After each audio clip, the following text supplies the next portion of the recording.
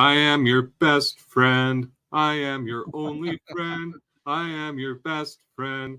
It's D. Scott Crook. Welcome back to HR's Best Friend, our new podcast for HR professionals and business leaders who want to make sure they stay compliant and don't get in trouble and keep their employees happy. D. Scott Crook is the Utah employment lawyer. He's consistently listed in Rocky Mountain Super Lawyers and Best Lawyers in America. He is the managing partner of Crook Legal Group. Scott is only licensed to practice law in Utah and Idaho. He is not giving you specific legal advice. This shouldn't be construed as legal advice for your problem. If you need specific legal advice, please go to an attorney. So much to say. Preferably this attorney. How are you doing, Dad? I'm doing well, and thank you for the great introduction. You're welcome. I feel empowered to keep doing the song because we got good feedback from a client who enjoyed the most recent episode that we did. We're trying to do these on a weekly basis, but life gets busy and we have so many clients. Yeah, I am an employment lawyer, and I'm trying to help those clients get stuff done. So we'll do our best. Thank you, audience, for your patience. Yes. Eventually, we'll start doing live version of these too, because that's a feature that our software has. That would be fun. So today we have some good stuff. So we have a couple of current events that I wanted you, Dad, to weigh in on. One is something that the NLRB did. One is some stuff that was going down at Walmart. And then we're going to play again illegal, actionable, immoral, and or moral. Even though it's a very confusing game. Okay. People liked it. So yeah, we're gonna keep playing it. And okay. I love this one. This one is so funny. I mean, I guess it's not funny to the people it happens to, but yeah, I just like that I can, exercise judgment at least in some of my answers. Meaning, I really think this is a bad thing that you did. Whether it's legal or not is another question. So, and then we have a couple of Reddit questions from the subreddit Human Resources that always has tons of good questions that people actually deal with, and then sometimes get bad advice from Reddit to do something about. But here we are. The Utah employment lawyer is here to actually answer these questions appropriately. So let's start off with the NLRB. And since we do we do this both video and audio, I'm going to go ahead and just pull up the actual decision here. Not that. Well, it's not a decision. It's it's a proposed rule. So, and that is why you are the Utah employment lawyer, and I am just the marketing operations guy. So take it away. So October 26th, the National Labor Relations Board issued a proposed rule that's supposed to go into effect December 26th. So it's still not in effect. So Merry Christmas. You get to have you get to deal with this. Employers get to deal with this issue. So just so for those who aren't entirely familiar with it, the National Labor Relations Board is the policy and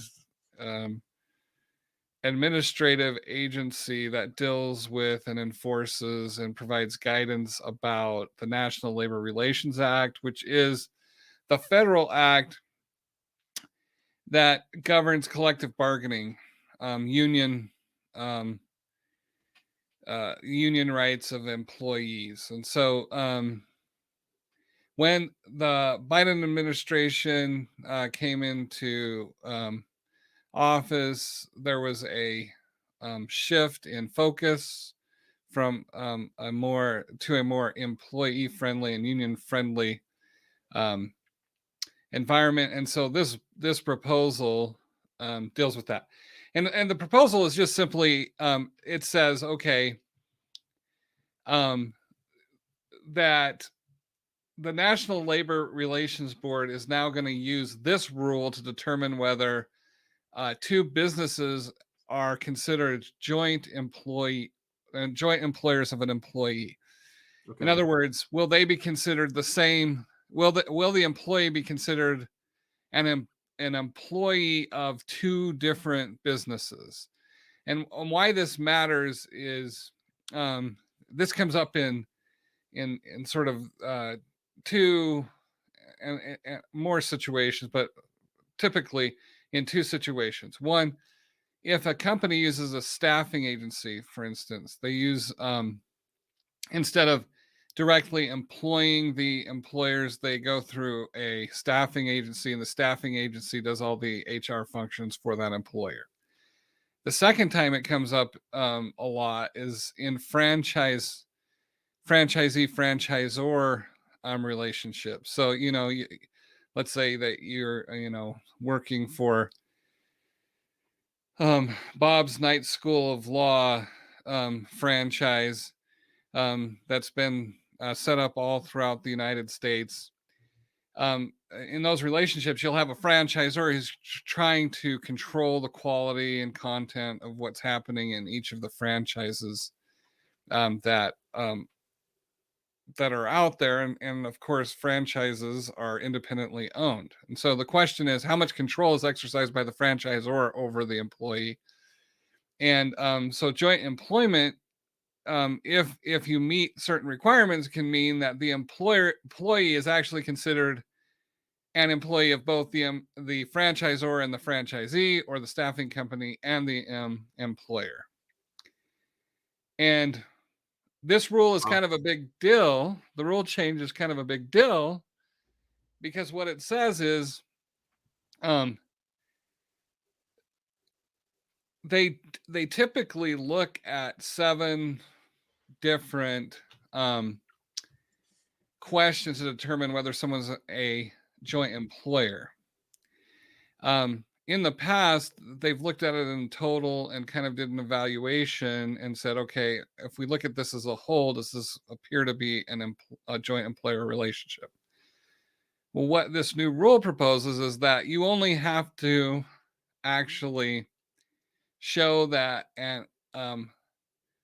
a business directly or indirectly reserves the right to control one of the 7 areas. So what that would mean is if that can vastly expand the number of joint employer relationships. So why does that matter? Well, for purposes of the National Labor Relations Act, that means, let's say one of the franchisees commits a violation of the National Labor Relations Act, and in fact, does something to illegally interfere with the collective bargaining rights of an employee. Well, now the franchisor's on the hook too, even though the franchisee didn't talk to the franchisor about it, didn't consult with the franchisor about it, and did it on its own. Now both are on the hook. It also can mean, like, if there's some collective action going on where, for instance, some people want to unionize at a franchisee or at a staffing agency. Now the question is, how much of that collective bargaining is going to go up to the employer? So it can have a huge impact, and so it's important to follow. And if you have employees who are part of a union, that can impact you. But also, even if you don't have employees who are part of a union, if you have certain handbook restrictions that violate the act, or if a franchisee has certain handbook restrictions that affect or impact the collective bargaining rights of employees, you can get in trouble as a franchisor. So you just have to. It creates significant more liability. So it would be wise for businesses to consult with their favorite Utah employment lawyer about the potential impacts. Yes, because this can have a significant impact. Okay. Good to know. Wow. It's amazing how complicated all of this is. Yeah, it is. And that's the thing, that even though, I mean, and you say that most people understand that Utah's an at-will employment state, but that still doesn't mean that you can just have any policy you want. Employees can collectively bargain; they're protected in doing so. And if you have, a handbook provision that you think is just fine because you think we shouldn't have any problems, that can really come back to bite you.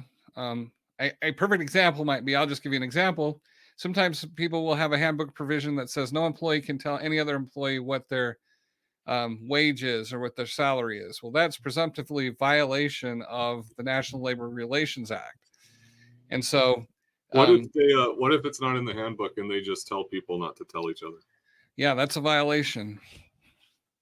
But of course, that only applies to non-management employees. So they could tell management employees that they can't do that. But if they tried to apply it to just the non-management employees, that would be a violation. Okay. Interesting. Okay. So and of course, that's just one example. Not to interrupt you. No. It's basically your podcast, so you can do whatever you want to me on the air. All right. How about stop singing? Just kidding. No, the customer feedback is positive on the singing. Okay. So right. there may be even more singing in the future. But in fact, we could probably have artificial intelligence create a musical for us out of these transcripts, and then we could just sing the whole thing. I wonder if it could do the auto tuning them. That would be interesting. Anyway, I don't know. I don't know how to imitate that. NLRB. Yeah. NLRB. that would be interesting. It's like in the Office episode where they auto-tune Andy. That's in like the last season, so it's not that good of a season, but that was kind of a funny part.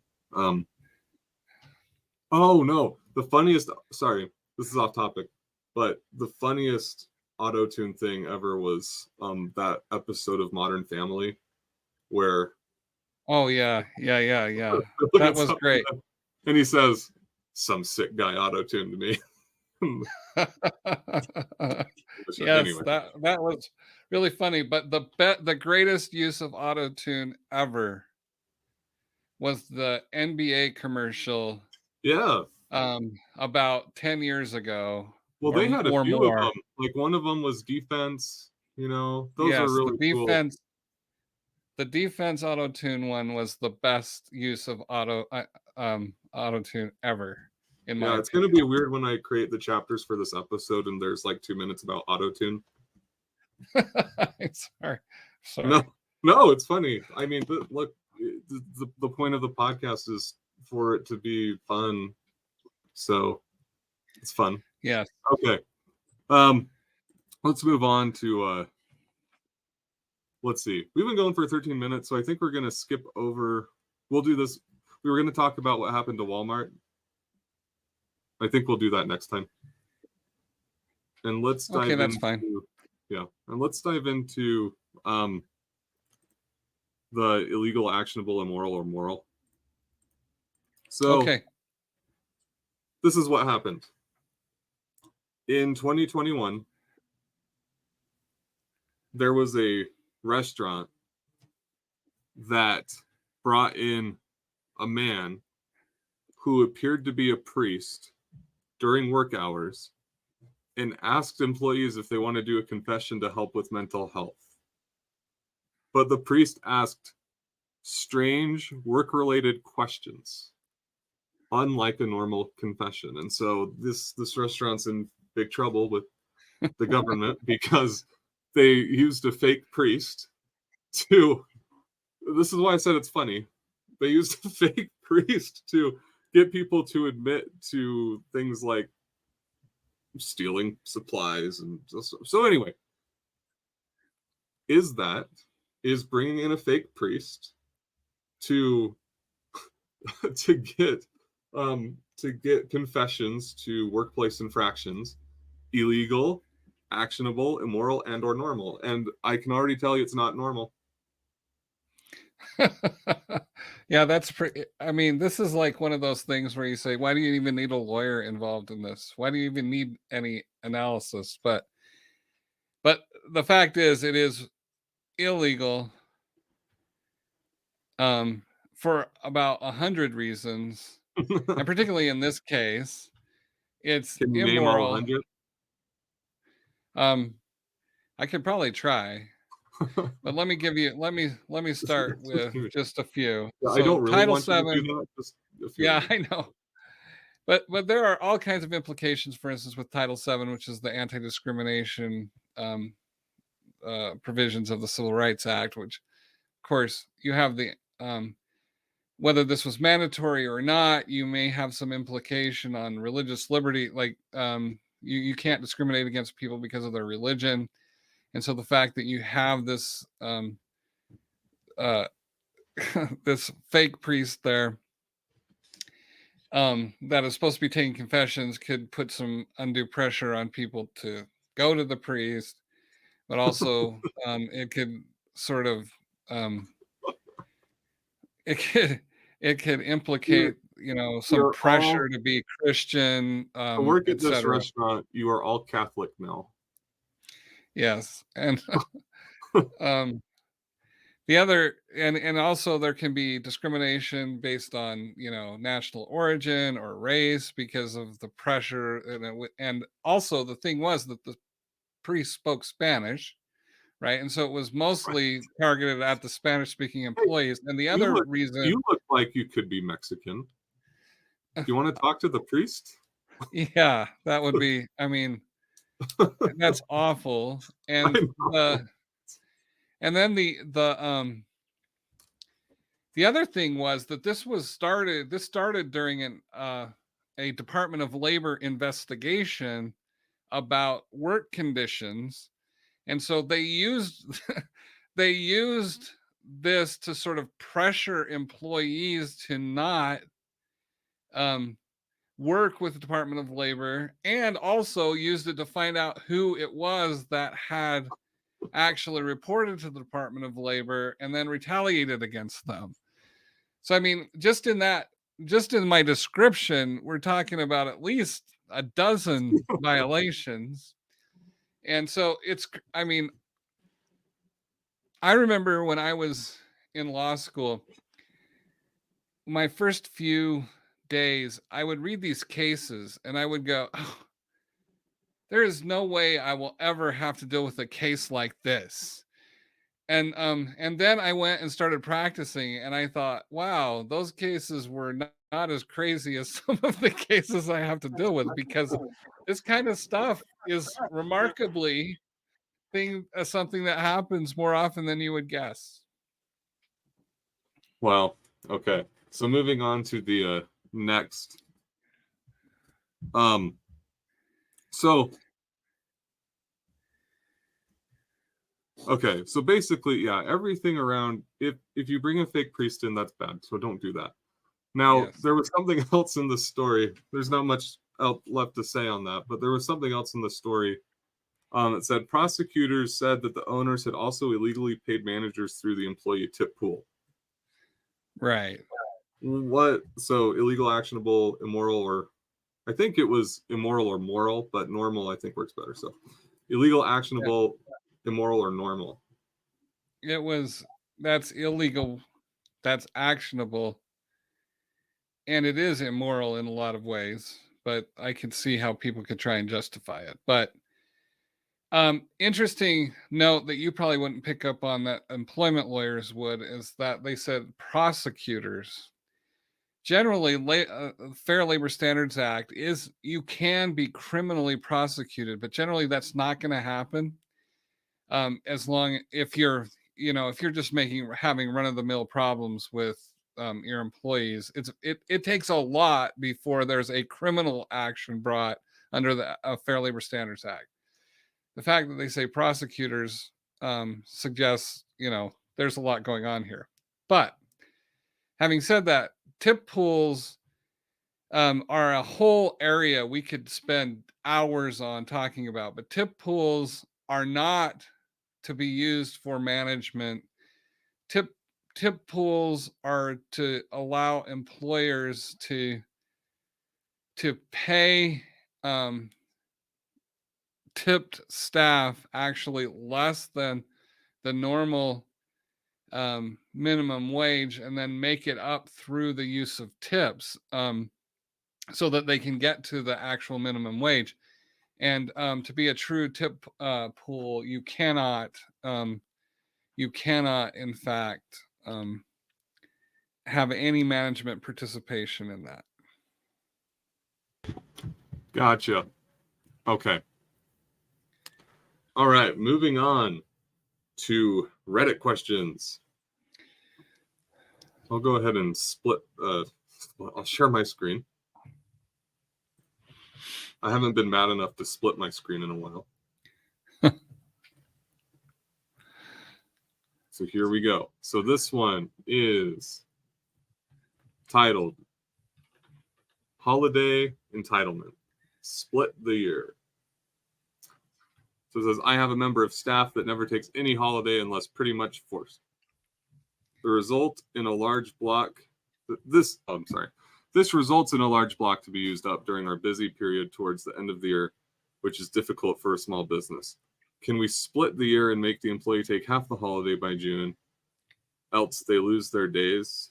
I don't want them to lose annual leave, but this has been going on for years and it makes things very difficult. So I'm looking for a way to make sure they spread out their days like the rest of us. Kind of sounds like this person might be in the UK or something, just based on their English. But we'll pretend this is a Utah thing. And yeah, and it's important that it's very clear that I'm talking about Utah only here, because every state is different on leave entitlement. For instance, in Nevada or Colorado, there are actually statutes that require certain the use of leave and that govern some of that, but Utah does not. Utah has some regulations that say if your human resource manual provides, or if you require a lot provides for you to pay out leave when someone leaves, and you don't do that, that can impact unemployment. But other than that, there's really nothing there. And again, I'm not talking about public employers either. So there are some different statutes and regulations that might apply, or policies that might apply. But in any event, the question is a little confusing, because I think they're using holiday pay interchangeably with annual leave or personal leave. Okay. To the extent, and so I'm going to answer that in two different ways. One, if they're talking about holiday leave, it would be very strange, this question, because you wouldn't accumulate holiday leave. You just use that leave on the holiday, right? And so it is possible it is somebody outside of the United States who's talking about this, because holiday has a little bit of a different meaning in the UK. But annual leave, if you're talking about annual leave, the fact is, in Utah, you can make your policy anything you want. You don't even have to provide annual leave in Utah. And so if you were to force somebody to use their leave or lose it, you would be fine. So when you say leave, are you talking about vacation time? Yeah, vacation time. Okay. So you don't have to provide vacation time as an employer, and you can regulate it entirely. Now, when I say that, I have to do a caveat, because employment law is very complex, and it does have some impact on, for instance, overtime computation, that sort of thing. But the fact is that you can force employees to use vacation time any way you want them to in Utah. Okay, so then if you've interpreted this correctly, and if it's in Utah, the answer is yes, you can force them to. Yes. Okay. Absolutely. You might not like that. Right. Well, and they won't. I mean, the fact is they won't, but you know, it is a benefit. you have to have some parameters. Employers really have to, especially in small businesses, if you have employees trying to group their vacation time and then use it whenever they want, it can really impact the business. And so Right. um, employers are entirely free in Utah to regulate that. Okay. Sounds good. Okay, let's move on to Reddit question number 2. This is a question about a remote employee. So, I have an employee in a U.S. state working remotely. We don't conduct business there. This person just works from that state. It's Florida. There's an e-verify certification requirement now. Does it apply to our company because that one employee lives there? Do I need to e-verify this employee even though they've been with the company for a decade just because they're now in Florida? Yeah, so this is an important issue that most people don't get. And remote work is a big deal now because of COVID and now people use it more flexibly. The fact is, if you have a remote employee, the side of the jurisdiction governs everything, all the employment law with respect to that employee. So the answer to that question is yes. You would have to e-verify in Florida if your employee is working in Florida. If that's really what the Florida statute requires. I don't know. I'm not a Florida lawyer, so I don't know if that's really if the description is accurate. But I can tell you this: that if you only have one employee in Texas, you have to follow Texas law when applied that to the Texas employee. You don't have to apply it to your Utah employees, but you do have to apply it to Texas. And it also means you have to pay workers' compensation in that state. It also Right. means you have to follow the state's and withholding requirements. You are an employer for purposes of that state. Yeah, this is one of the things we've talked about that I actually have experienced a little bit because I had a resume company and I hired everyone remotely. So I had an employee in Oregon. I didn't end up hiring them in Washington, thankfully. Oregon, Idaho, Utah, Ohio, and it was so complex Yeah. because I had to juggle. I had to file taxes in every single one of those states. So remote is Yeah. great, but I would never hire. I never do that again. It's so hard if you're a small business to do that.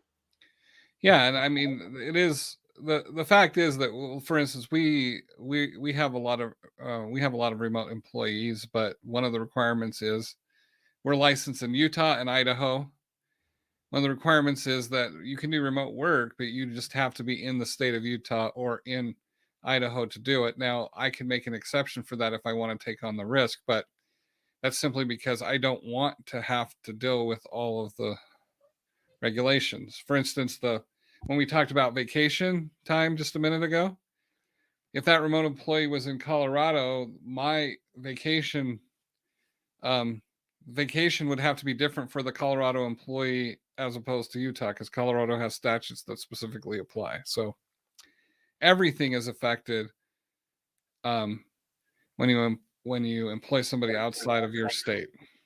Yeah, and I didn't know that at the time, and it cost me a lot of time and money. So, Yes. anyway, Lesson okay. learned. And it's amazing. You had a dad who was an employment lawyer and you didn't ask him. Crazy. Well, forgive me for thinking that things should be simple. You know what? Oh, If I want to hire somebody somewhere, why do I have to go through all of their crazy stuff? You know? And then you forget to file taxes in Oregon, even though you only owed like $10, and all of a sudden you're getting letters that say, we have a lien on you because you owe us tens of thousands of dollars when you really don't, but they just send it to scare you. It's hard to be a business owner. it is. But anyway, on Yeah. that note, we're done. All Thank you right. for listening to HR's Best Friend. We'll hopefully be back in just a week. If we're not, it will happen sooner rather than later. But thanks for listening. Remember to rate and subscribe if you would like to do that. It helps us. And tell your friends and your family if your family is also interested in employment law and HR things. All right. Thanks. All right. We'll talk to you guys later.